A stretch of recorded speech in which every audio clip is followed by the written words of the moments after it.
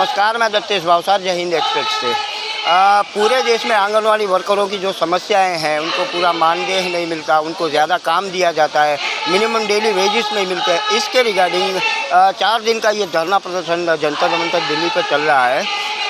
कम से कम हर रोज़ हज़ारों की संख्या में आंगनवाड़ी वर्कर आ रही है, लेकिन जो सरकार संसद में विपक्ष की आवाज़ नहीं सुन रही है, क्या इन सामान्य लोगों की आवाज़ सुनेगी? इस मामले में हमारे साथ बात करने के लिए उषा रानी जी, जानते हैं उनसे क्या क्या समस्याएं हैं। उषा रानी जी, स्वागत है, आपकी समस्याएं फिर से बताएं। धन्यवाद, आपने हमें अपने इस चैनल पे अपनी वार्ता रखने का मौका दिया। सबसे पहले तो मैं मेरे देश की क्रांतिकारी आंगनवाड़ी वर्कर हेल्पर बहनों को बधाई देती हूँ कि 3 दिन से इस दिल्ली की सुनसान सड़कों पे दिन रात का पड़ाव में डटी हुई हैं।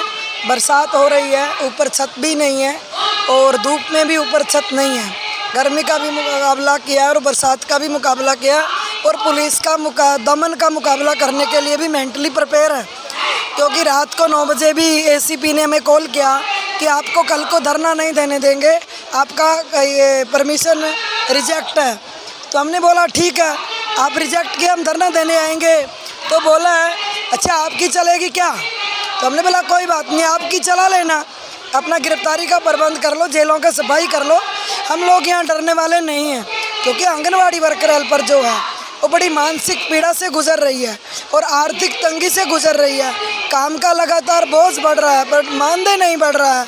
अलग अलग डिपार्टमेंट का वजन लादा हुआ है, एक स्कीम के लिए अपॉइंट करके 6 स्कीम का बोझ उसके ऊपर लादा जा रहा है और 8 महीने से मानदेय नहीं दिया जा रहा है, बिल्डिंगों का किराया नहीं दिया जा रहा है।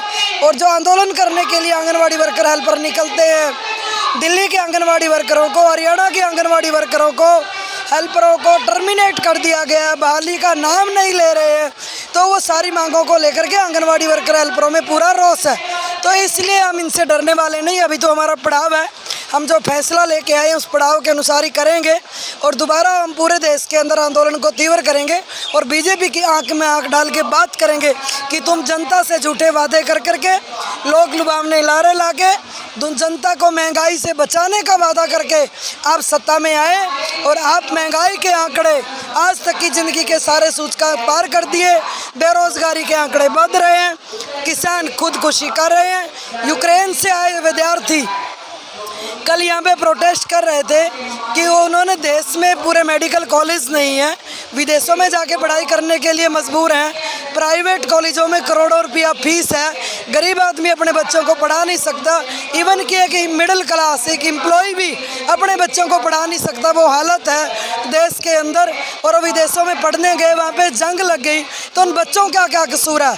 कल वो प्रोटेस्ट के लिए आए और उनको पर्चा दर्ज करके पुलिस ने डिटेन कर लिया। तो ये जो धक्का है, जो ये ज़बरदस्ती है, जो ये पुलिस की नादिरशाही है और जो ये प्रशासन का लोकतंत्र का कत्ल करने का तरीका है, ये बर्दाश्त नहीं किया जाएगा। देवी जी, जैसे बताएं कि संसद में एक भी विरोध की आवाज़ ये सत्ता पक्ष सुनना नहीं चाहता, तो क्या यह माना जाए कि देश में अब हिटलरशाही ही चलेगी, लोकशाही ख़त्म हो चुकी है?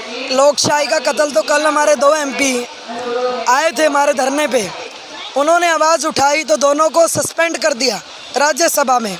तो जनता के मुद्दे नहीं सुनेंगे, महंगाई का मुद्दा नहीं सुनेंगे। महंगाई को बोलते थे ना, आपको सस्ता तेल चाहिए कि ना चाहिए?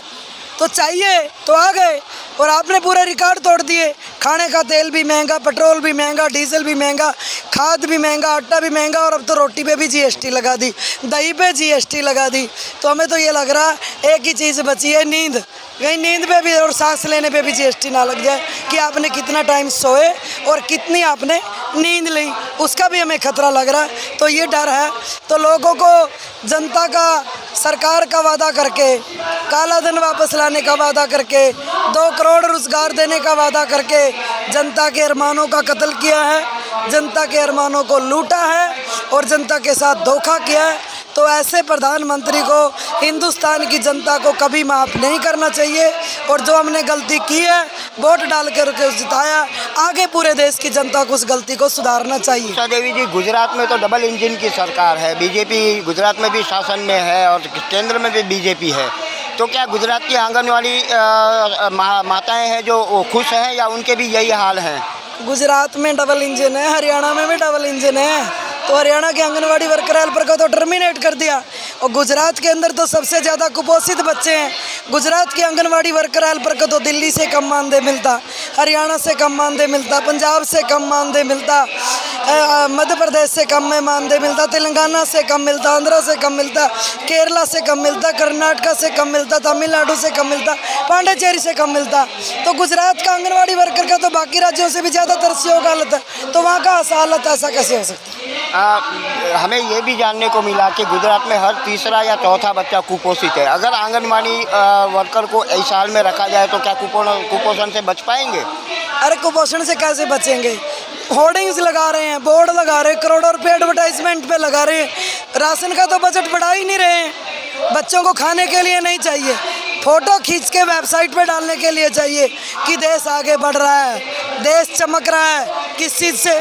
भूख से, बेरोजगारी से, नोटबंदी से, जीएसटी से, तालाबंदी से, बीमारी से। पूरे देश ने देखा ना हेल्थ सिस्टम, कितने लोग कोरोना में मारे गए। तो इसलिए गुजरात की जनता की तो दूसरे राज्यों से भी बदहाली है, तो इसलिए गुजरात मॉडल से बचने की ज़रूरत है।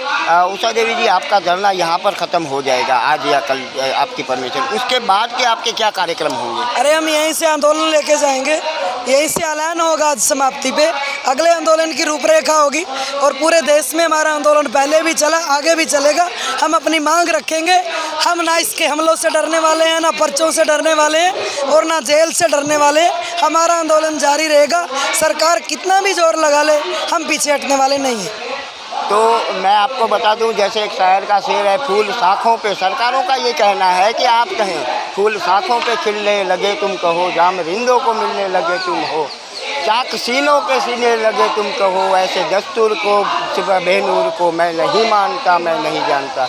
आंगनवाड़ी वर्करों की जो ये समस्या है, यह समस्या पूरे देश में अब जाएगी और हर जगह आंदोलन होगा। उसके बाद अगर सरकार जागेगी तब इनका कुछ भला हो पाएगा, वरना हमें नहीं लगता कि इस कंडीशन में कुपोषण जो बच्चे हैं उनको कुपोषण से बचाया जाए। नमस्कार, मैं दत्तेश भावसार, जय हिंद एक्सप्रेस से। अगर आपको हमारी स्टोरी अच्छी लगे तो लाइक करें, अच्छी ना लगे तो डिसलाइक करें, लेकिन सब्सक्राइब कीजिएगा ज़रूर। नमस्कार।